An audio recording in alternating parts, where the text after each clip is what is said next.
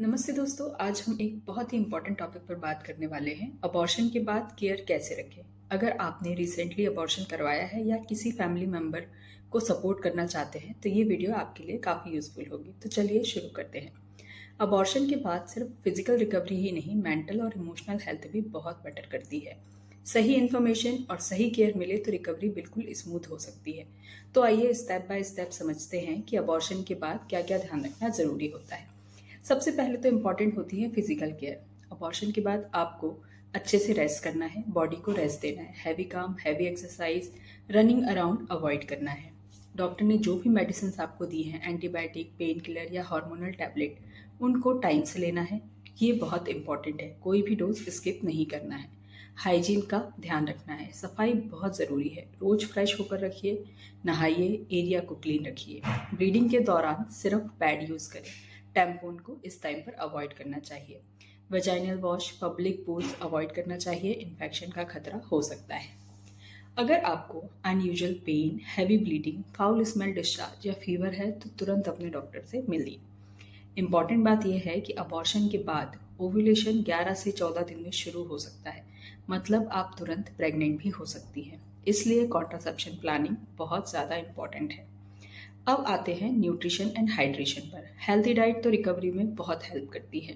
तो अपनी प्लेट में आपको जो चीज़ें ऐड करनी है वो हैं फ्रूट्स, वेजिटेबल्स। प्रोटीन के लिए आप दाल, पनीर, चिकन, एग्स यूज़ कर सकते हैं।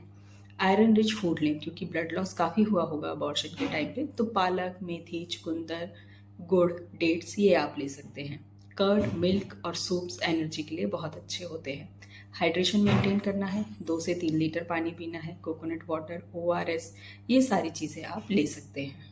कुछ चीज़ें जो आपको अवॉइड करनी है, अल्कोहल नहीं लेना है, स्मोकिंग नहीं करनी है, एक्सेस टी या कॉफ़ी भी अवॉइड करना है। जंक, ऑयली और वेरी स्पाइसी फूड आप जितना कम लेंगे उतना अच्छा होगा। इन चीज़ों से रिकवरी स्लो हो जाती है।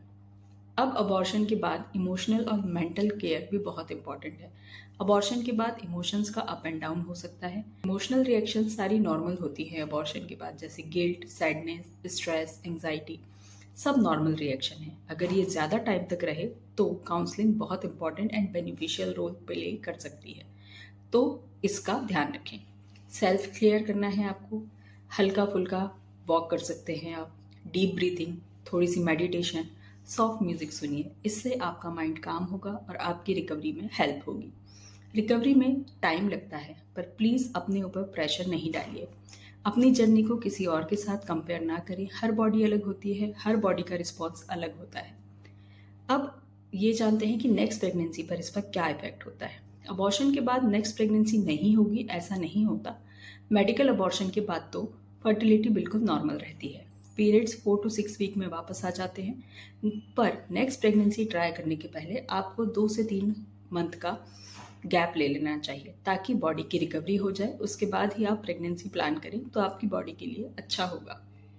अगर आपको ये वीडियो हेल्पफुल लगा हो तो प्लीज़ लाइक, शेयर और सब्सक्राइब करिए और हमें बताइए कि नेक्स्ट वीडियो आप किस टॉपिक पर चाहते हैं। Thank you so much.